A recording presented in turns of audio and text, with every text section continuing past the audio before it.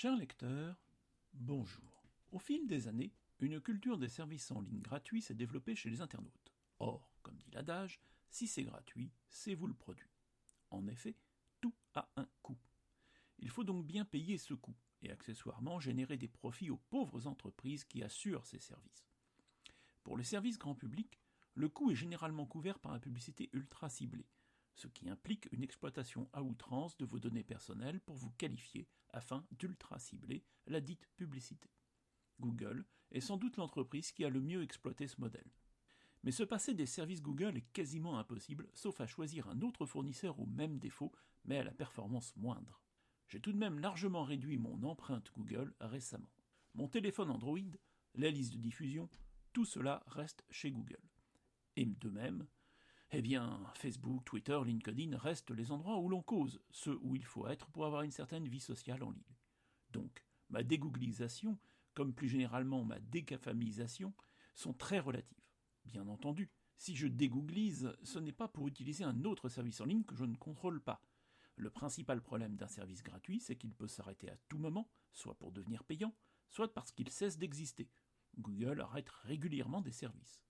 De même, je préfère ne pas utiliser un service gratuit associatif, même fourni par le très sympathique Framasoft, dont l'annuaire Framalibre est ma bible.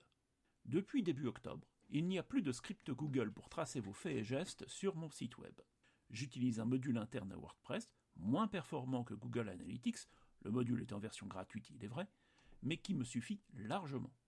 J'utilise désormais l'email associé à mon hébergement web chez OVH, et ça fonctionne très bien côté serveur, avec le bémol du spam qui n'est plus filtré en amont. Pour l'instant, ça reste supportable, bien plus qu'il y a quelques années, le RGPD étant passé par là, il est vrai. Côté PC, je reste fidèle à Thunderbird, celui-ci intègre un module agenda calendrier depuis plusieurs années. Le fameux agenda a d'ailleurs été la source de tous mes maux, le service qui me retenait chez Google depuis longtemps. Finalement, je l'ai résolu en réussissant à installer sur mon hébergement mutualisé OVH une instance Nextcloud.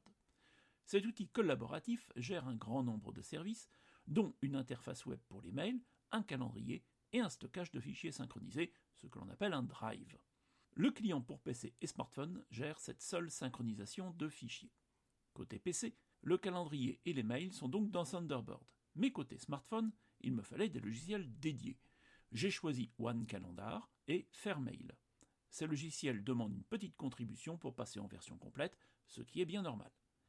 Mais il faut bien admettre que tout cela suppose pas mal d'efforts qui ne sont pas à la portée de n'importe qui. En particulier, le paramétrage est loin d'être trivial sans tous les assistants possibles. C'est une sorte de bond en arrière de 20 ans sur l'installation. Il y a donc de vrais efforts à fournir pour développer quelque chose d'autant intégré que Google ou Microsoft. Et cela suppose d'accepter de contribuer financièrement à son développement. Répétons sans cesse l'adage, si c'est gratuit, c'est vous le produit. Bonne journée.